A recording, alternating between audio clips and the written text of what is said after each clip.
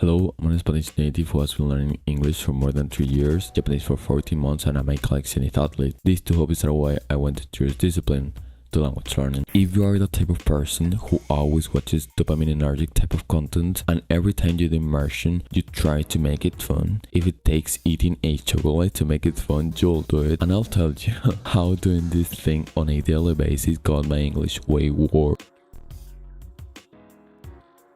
You can actually cope and say that short type of content, by this I mean TikTok, Instagram shorts, can be good to start doing immersion. It is actually way more engaging and most of the times you will not be able to read at the start, and so it is kind of dumb to read at the start, especially for Japanese, and you have a point there. But if you find your dopamine receptors used to enjoy a little bit more your language learning, then a year from now on when you need to start reading or you need to start doing something like practicing your speaking, which is things that are actually more flowing, you will notice almost instantly that now you can't pay attention to something for more than 1 minute, because you know shorts are good to learn languages, right? Logically, shorts are good to learn a language, but the point I want to make is that you also want to acquire some discipline in the process, right? That's what I actually promote with this channel.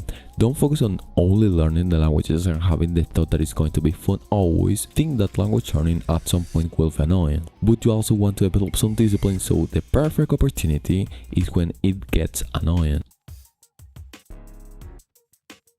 When I was dedicating most of my time to English, that was more than a year ago, before I started learning Japanese, I actually used TikTok for immersion and very highly edited type of content as well. And I will tell you that it was probably one of the worst, if not the worst decision that I could take for my English. Because when I started reading in English, I swear to you, I couldn't read for more than 1 or 2 hours.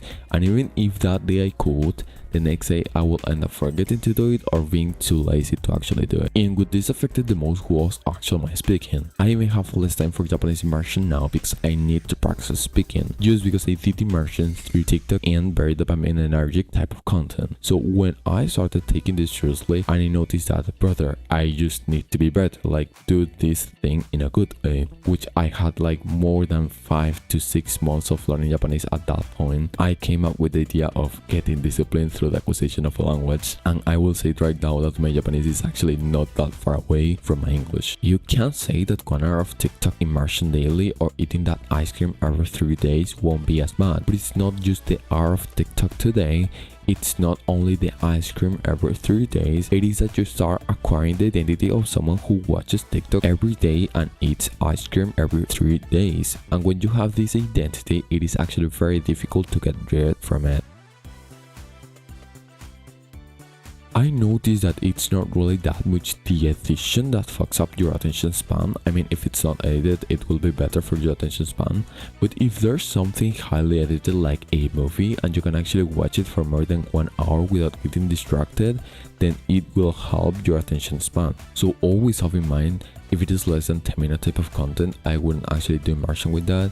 And to be honest with you, that is a general standard because I know that some YouTube videos are like 10 minutes long, but since I don't watch YouTube, I won't do immersion with something that is like less than 20 minutes long, which is an anime episode. So that's it for the video. Be sure to give me a like and subscribe to my channel if you want to have more discipline language learning friends. Thank you very much.